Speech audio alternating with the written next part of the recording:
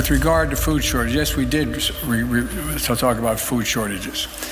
And it's going to be real. The price of these sanctions is not just imposed upon Russia. It's imposed upon an awful lot of countries as well, including European countries and our country as well. And because both Russia and Ukraine have been the breadbasket of Europe in terms of wheat, for example, just to give you one example. The chief of UN World Food Program warned that a potential global food crisis might be on the horizon on a scale not seen since World War II. Some estimates place the total caloric value of the food exports from the Ukraine and Russia at around 12% of the globe's total calories. Farmers across the country are facing a fertilizer shortage due to the war in Ukraine. And this could impact how much you pay to put food on your table. Target 12 consumer reporter Sarah Granelli paid a visit to one local farm to see how they're feeling the effects.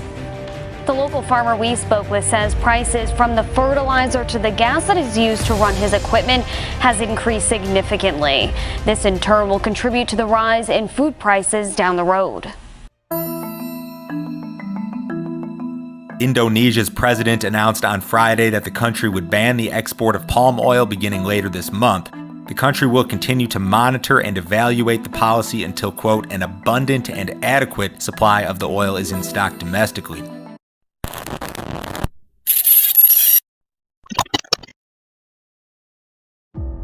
In accidents and calamities by sea and by land, in great conflagrations, in fierce tornadoes and terrific hailstorms, in tempests, floods, cyclones, tidal waves and earthquakes.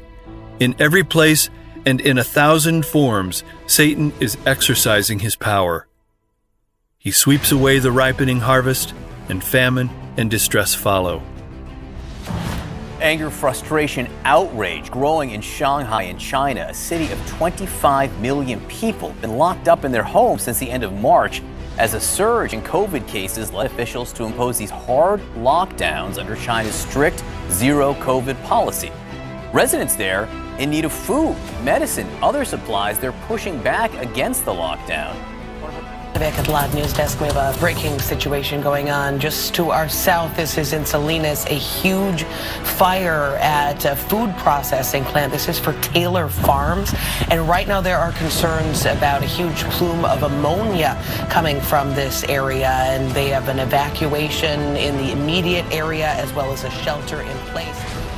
In Maine, people living near a burnt-out potato processing plant were urged to stay in their homes and close their windows. The Penobscot Micron plant in Belfast, Maine, caught fire early this morning. There are ammonia tanks inside the facility, and while it does not appear that the flames threatened them, firefighters were understandably concerned, but no reports of any injuries so far. Organization that serves so many families in the city of Maricopa now cleaning up after a massive fire burns a half-dozen trailers full of food to the ground.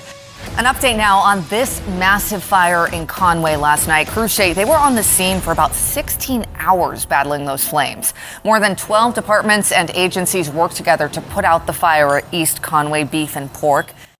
A small plane plummets from the sky, crashing down onto tractor trailers below, setting several of them on fire. Tonight, authorities say there are no survivors, but it's still unclear exactly how many people were on board the small plane. It appears the flight was doomed from the get-go.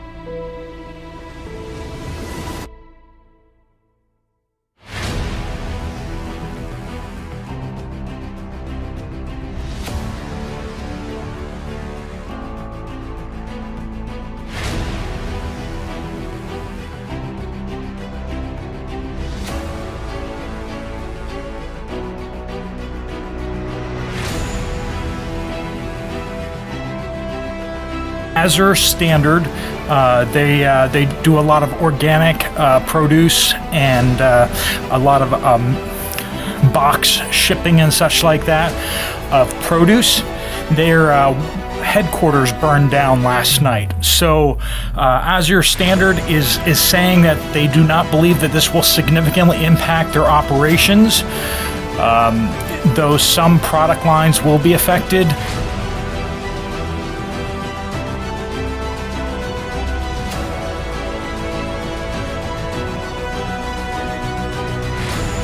flu spreading rapidly across the country. Chickens and turkeys getting slaughtered. Egg prices soaring, and experts warn things will likely get even worse. Since mid-January, the virus has affected nearly 31 million birds, and at least 29 states have reported outbreaks in commercial or backyard flocks. That's from the U.S. Department of Agriculture. Scientists say the chances of humans getting infected with the bird flu is overall pretty low, but the CDC does recommend that poultry workers still take steps to contain the disease. In 2021, 973 residential wells came up dry throughout California. Just 85 did the year before. Most of these wells are in the heart of the San Joaquin Valley, one of the world's most productive agricultural regions.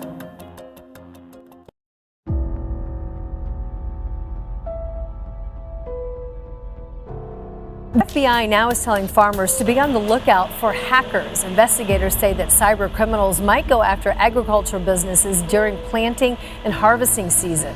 These hackers are targeting them because they're more vulnerable, busy, and might be more willing to pay off the cyber criminals.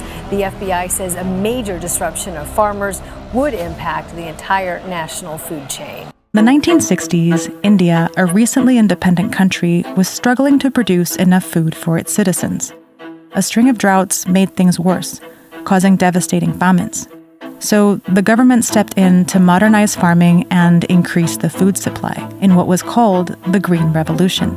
They brought in U.S. advisors to help boost the production of rice and wheat.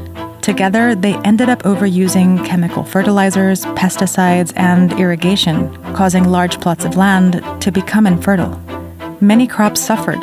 Some nearly disappeared. But rice and wheat production soared. You know, the entry of corporations into agriculture is so wrong because the corporations only bring poisons. Most of them have roots in Hitler's Germany, in making gases to kill people in concentration camps. That was not their aim. Their aim was to give people enough. No, the aim was to make chemicals that kill people. After the wars, they said, why should we stop making these chemicals? Let's say now they'll kill pests. They will give fertilizer. Fertilizers were made in the same factories that made explosives.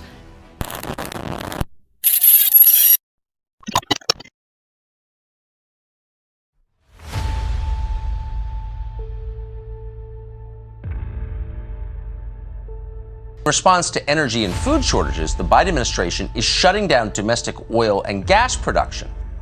That makes food more expensive. It makes everything else more expensive. And as the pressure on American farmers rises and as food becomes scarcer and more expensive in this country, that same administration is allowing the government of China to buy up this country's farmland. According to Politico, and this was 2 years ago, Chinese investors own nearly 200,000 acres of U.S. ag land valued at least $2 billion. Now, they're doing this in part with the help of subsidies paid for by U.S. taxpayers. Bill Gates has been snatching up 242,000 acres of farmland across the U.S., enough to make him the top private farmland owner in America. According to the Land Report, the tech billionaire has been purchasing agricultural land for years, building a massive portfolio of farmland in 18 states. His largest holdings are more than 69,000 acres in Louisiana, almost 48,000 acres in Arkansas, and about 20,500 acres in Nebraska. Additionally, he has a stake in 25,750 acres of traditional land in Phoenix, Arizona. More than 3/4 of the poor people in the world are farmers. They're faced with a very tough problem. They have to grow enough food to feed their family every year. When you think of digital technology, you don't think of measuring soil moisture. You don't think about helping people know when to plant or understand what's going wrong on their farm. But if we can make these sensors small enough, cheap enough, then the chance to get this down to more and more farmers, get them additional productivity, it's pretty exciting.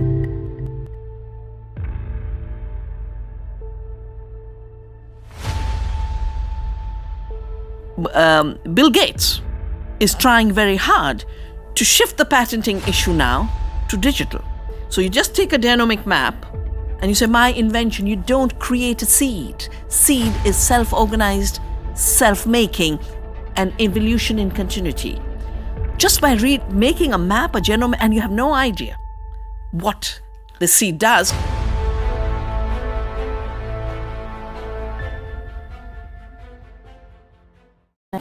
When an economic crisis on the island forced thousands of government workers to be laid off.